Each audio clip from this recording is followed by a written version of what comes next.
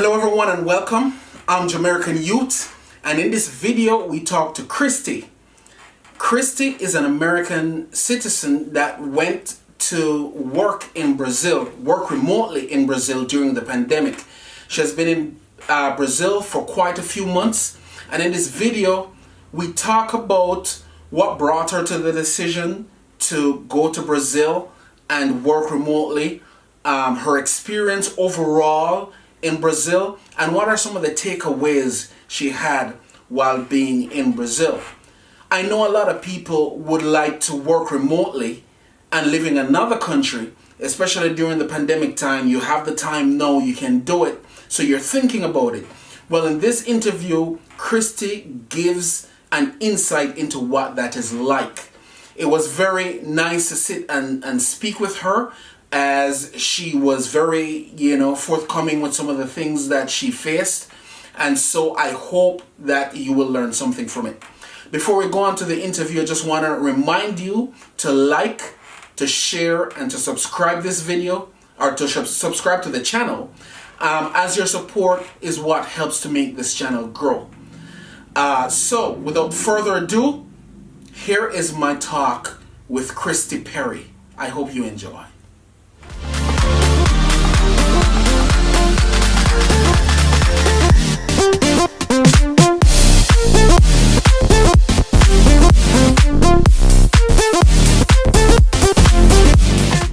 So sitting here with Kristi, and I don't want to talk too much. I'll just let you do most of the talking, because I want to hear.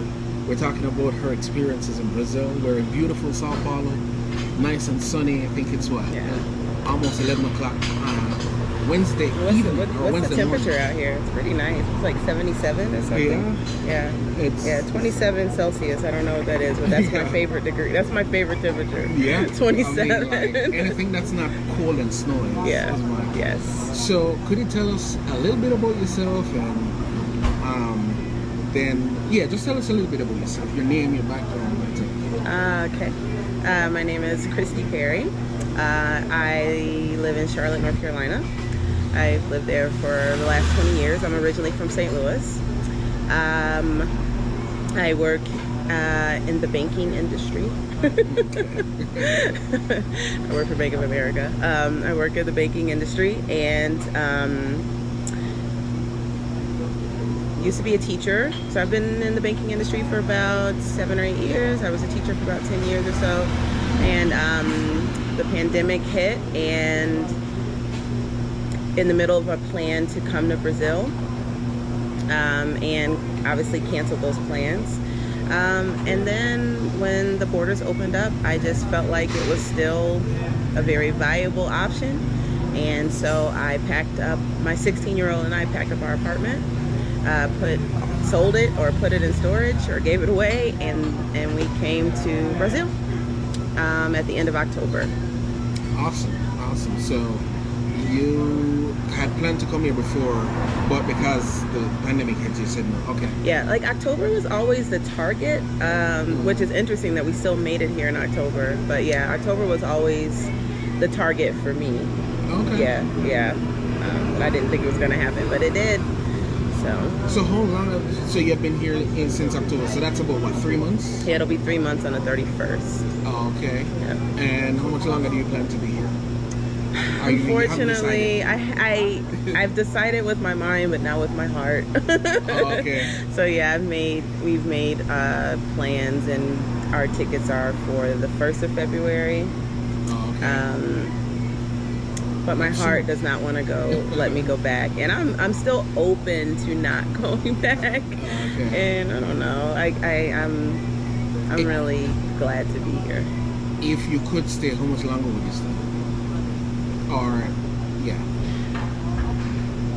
if I could stay, I would probably stay until the end of April. Until the end of April. Yeah. Oh, that would be a pretty long time. Yeah, like that. My that visa extension. You can get when you come in, you automatically get 90-day tourist visa, and then I could get the extension for another 90 days, and that would take me to the end of April, and that I would feel so good. Like that would be just the full experience. So awesome. I don't know. Maybe it'll happen. I don't know. Possible. So you've been here since October. I know you just came to Sao Paulo a few days. Yeah, I got here Saturday. What other cities have you been in? So we basically cut our Brazilian teeth on Salvador. So we flew into Salvador October 31st, and we were there for 8 weeks, and fell in love with the city. I mean, okay. I love it. All right. I want to hear about that. But and then after Salvador, we went to Rio de Janeiro for 3 weeks. And then we are here now in Sao Paulo for 2 weeks. We'll go back to Rio de Janeiro for a couple days before we fly back to the States because, I mean, my flight is out of Rio de Janeiro. Out of Rio de Janeiro. Oh, okay. And I miss the beach, and my tan is it's gone almost. So I need to go back to the beach. Okay. So so we'll go back to Rio de Janeiro for like a couple days. There's an island that I really want to check out before I leave Brazil. Oh, okay. So I think we'll do that, and then there's an island off the coast of Rio de Janeiro. There's Búzios and Ilhas Grandes. Okay. Ilha Grande are two that I'm trying to get arrangements for. Even though it's just gonna be one night, maybe 2 nights. I want to be there. Yeah, that's a lot. Yeah. More than I would be. So we'll go back and then we fly out Monday night. So could you talk about Salvador? I mean, if you spent there is where you spend most of your time. Yeah. Obviously. So what was your experience there like? Yeah. Well, originally, we were gonna be in Sao Paulo this whole time. If we had come prior, if our plans had worked out without the pandemic, we probably would have been in Sao Paulo. And so, even more thankful that we took the leap during the pandemic, because I think I would have been fine here, but I wouldn't have had this experience that I had in Salvador.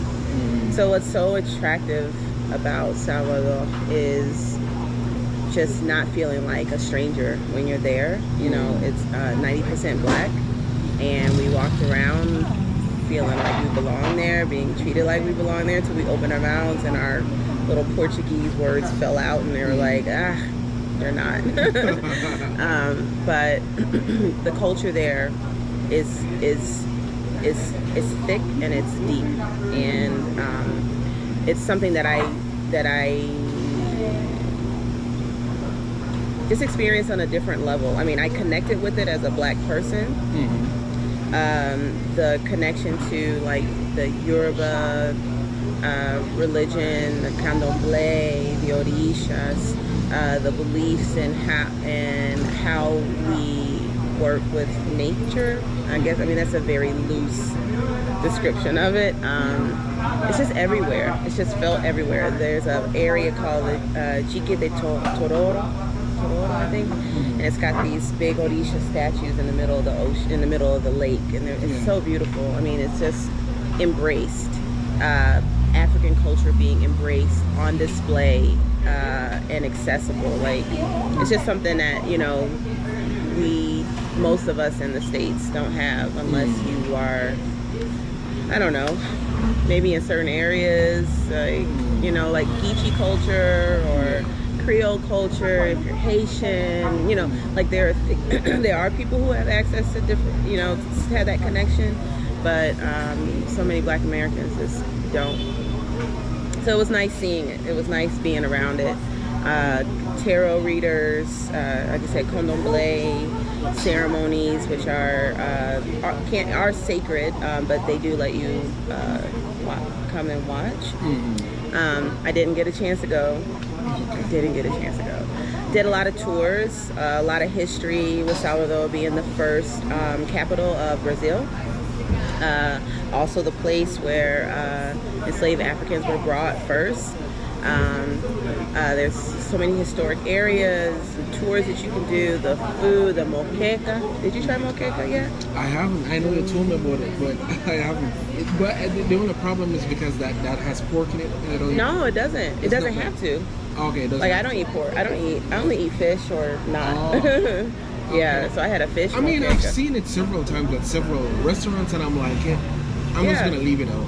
No. But I know it's the most Brazilian dish. Yeah. Yeah. Well, maybe you can get it in before you leave. Well, maybe I should get it before. If you're not too full. I mean, you can get like a fish moqueca, which is basically a coconut stew with a dende palm oil. It gives it a color and a very unique flavor. Vegetables, different kinds of meats, or you can get fish, or you can just get shrimp, or you can just get vegetables. Like plantain. I've had a plantain moqueca before, which was really good with rice, beans, farofa. I loved it. I loved it. The first time I tried farofa, it's fried flour basically, and I tried it, and you know, the sensation in my mouth was like, what did I just eat?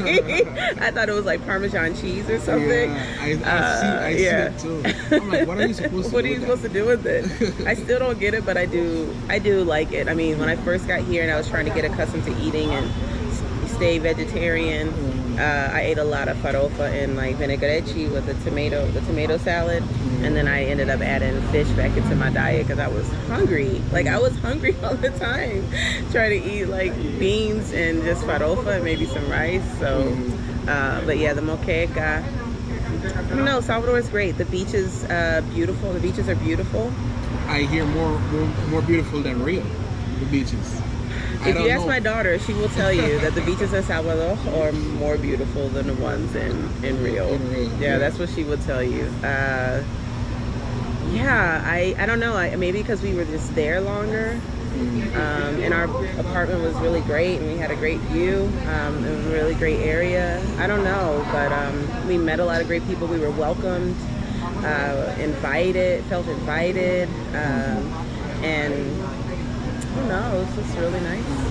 And how do you compare your time in Salvador to your time in Rio? Because I'm guessing Rio is a different vibe. Different vibe. Rio's very Eurocentric. It feels very European. Okay. You know, like a European city. Like a European beach city. Yeah. The buildings are beautiful. It's a beautiful city. I mean, the buildings are historic. The architecture, like Parque Lage. Did you make it to Parque Lage or the Jardim Botânico? I don't think so. I only went to like Lapa, the statue.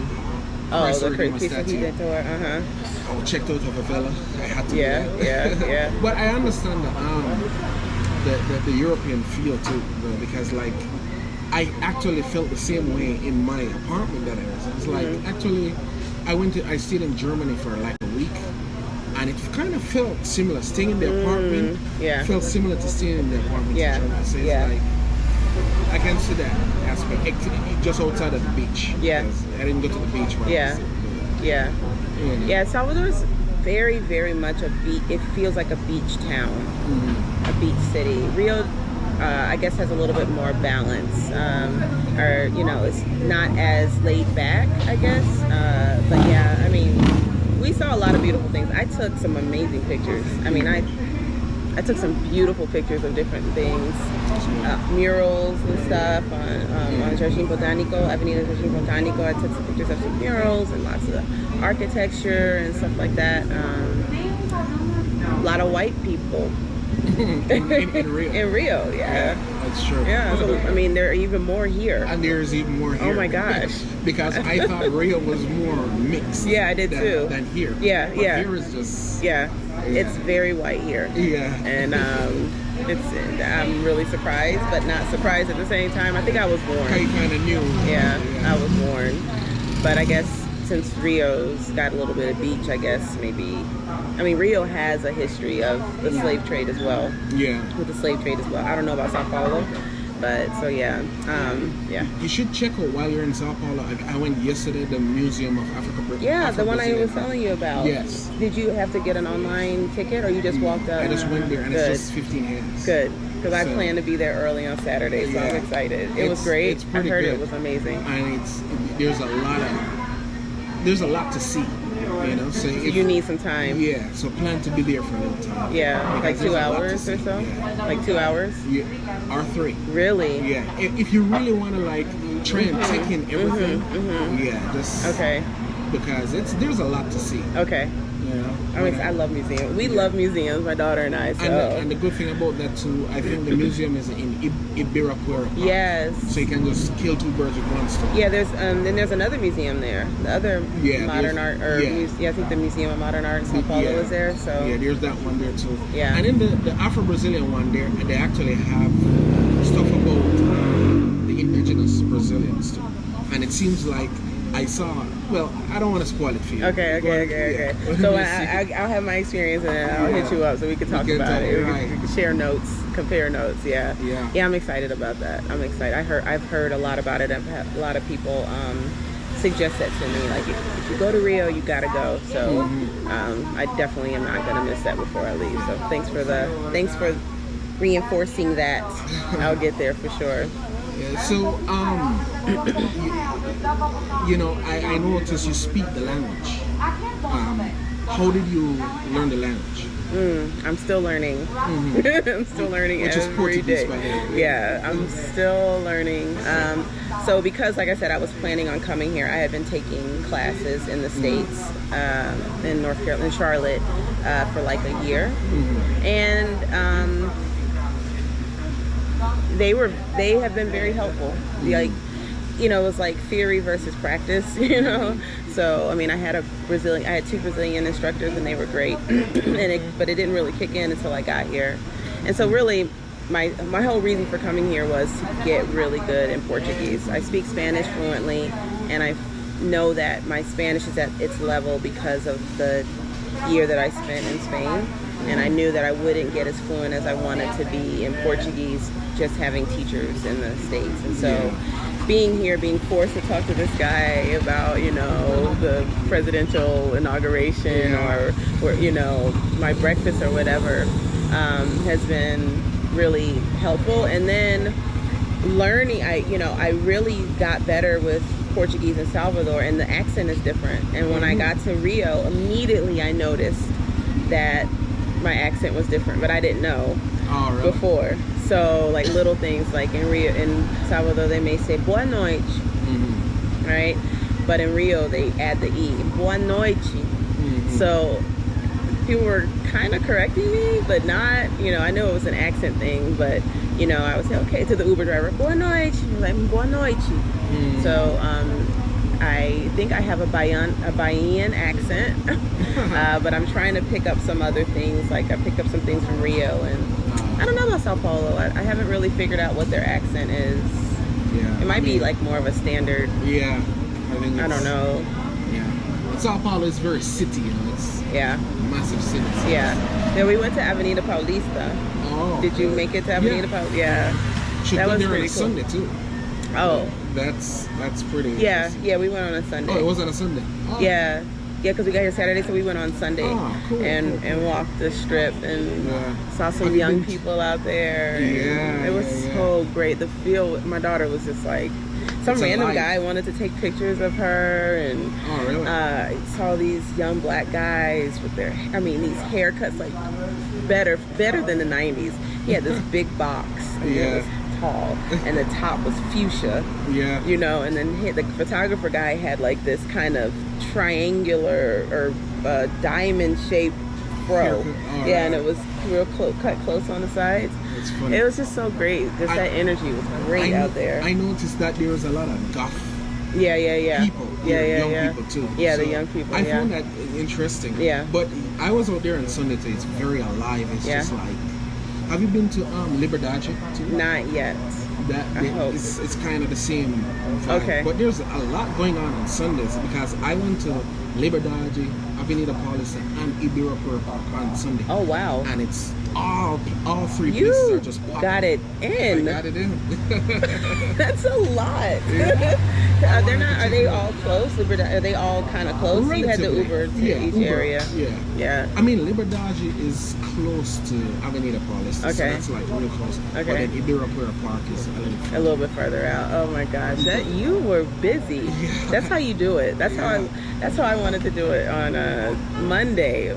My daughter was, 16 and rather sleep than sightsee, but yeah. So for somebody coming to Brazil, right?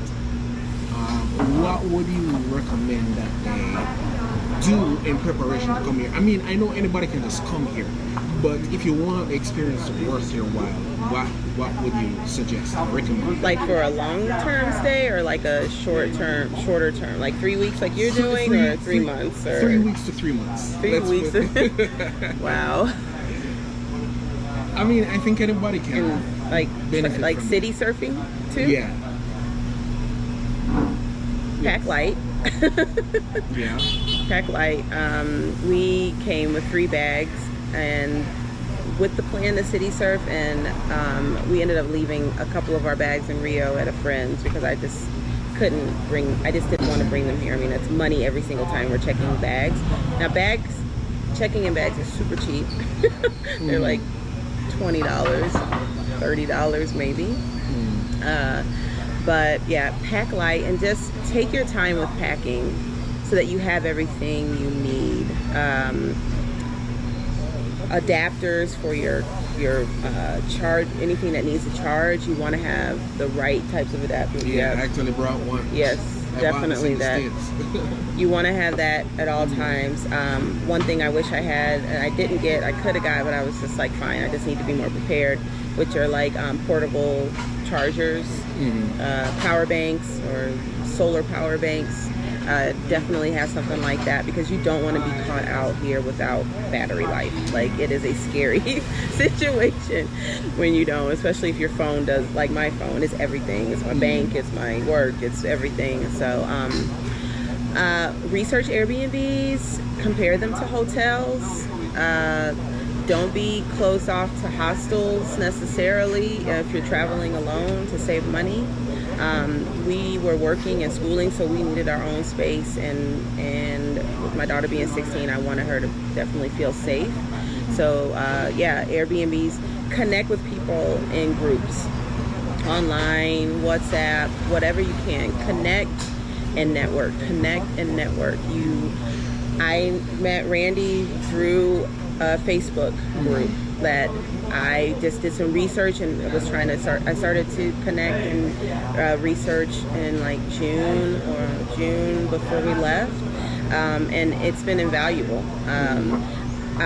Being able to hit up people like, oh, I'm looking at an Airbnb in this area of the city. What do you know about this? And I was looking at a couple, and the people that I knew were like, that ain't where you want to be. That is not where you want to be. Keep looking.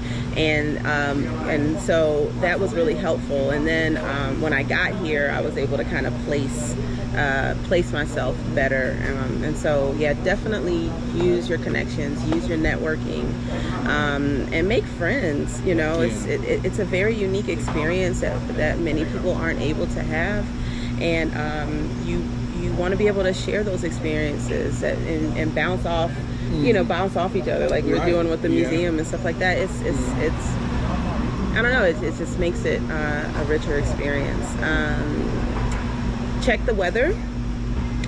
Check the weather historically for the cities that you're going to be in. Sao Paulo's weather is very different than Salvador's weather, and I am kind of prepared, but not as prepared as I could be.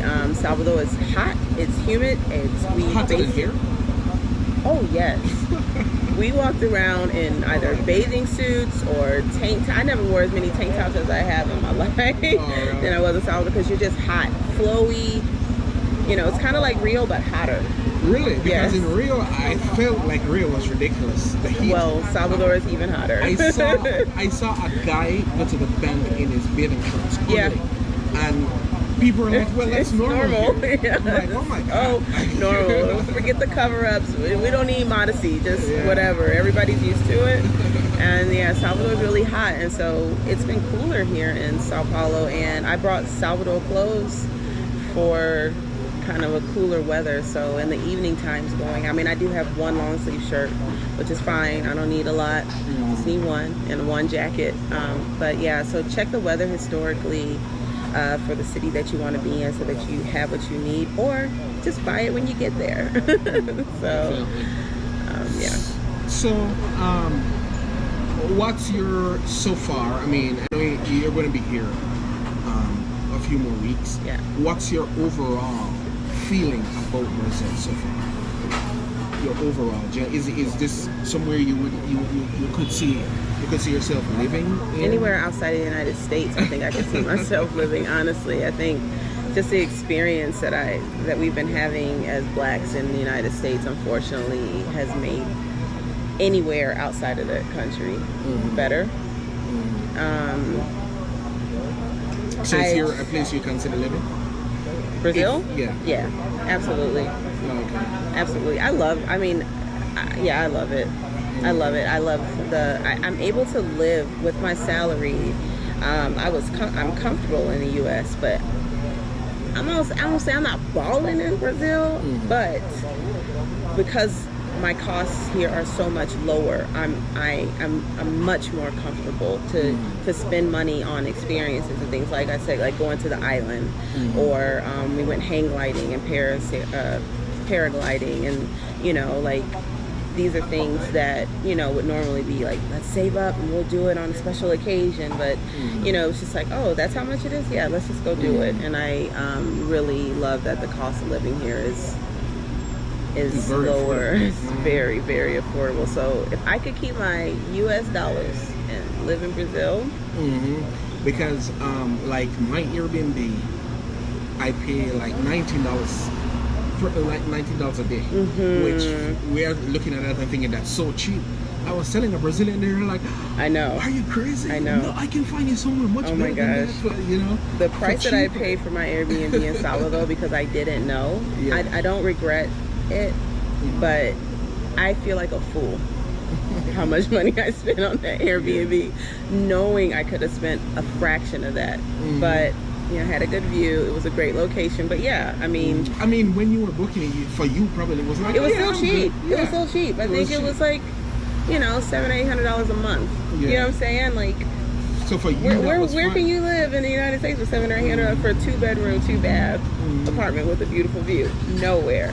Right. But when I was talking to other people that are from there or had lived there for a long time, they were like, what? Yeah. How did you pay that much? But same thing. But you learn. Yeah.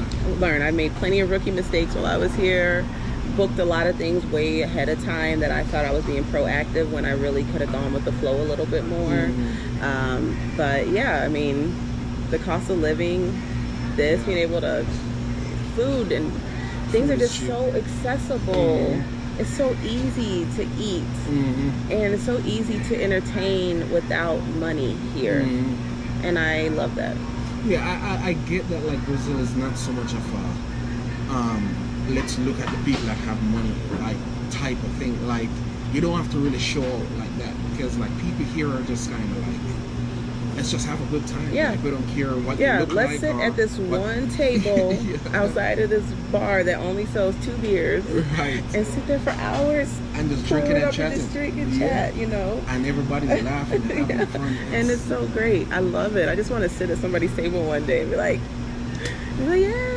say what do they say? Com vontade.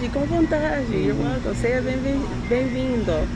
And it's, everybody's just so welcoming. It's been nice. Yeah, I find people here to be very friendly. It's not this vibe like, I'm gonna get back at you, or if you do something to me, I have to get back at you type of thing. And so everybody's just more chill. And, I kind of find that to be the case here. Yeah, I agree. Cool. Well, that's most of what I wanted to ask you. Is there anything that you think people watching this could benefit from that we probably haven't said that you could share with us? I really think that you have to listen to yourself when it comes to making moves, and plan it. Just plan for the move. Like, my daughter is 16, and it seems like a good age to do something like this, but at the same time, she's 16, she's got friends, she's in class. It's like, how can I just pull her away? But when you plan it, and if you want it, there's a way to make it happen. We did a lot of communication with the school. We did some communication with local schools about some things that we needed, and bookstore. Like, if you want it, you can make it happen with small children, or with older children. My experience being abroad with her is invaluable. I mean, she knows how to travel. She knows how to book tickets, book Airbnbs. She knows how to navigate airports, Ubers. She knows how to be safe on the street. She knows she's learning Portuguese. She speaks Spanish, and I feel like this has made her the most prepared as she steps into her next, the next phase of her adult life, that I could not have given her any other way. And I think I'm really happy that she had that. So if you're thinking about traveling and you're trying to figure out what the obstacles are, or convincing yourself you shouldn't because kids or whatever, don't let that be the reason that you don't take the step, whether it's 3 weeks, or 3 months, or a year. There are groups out there, blogs, vlogs, YouTube channels to show you how to do it.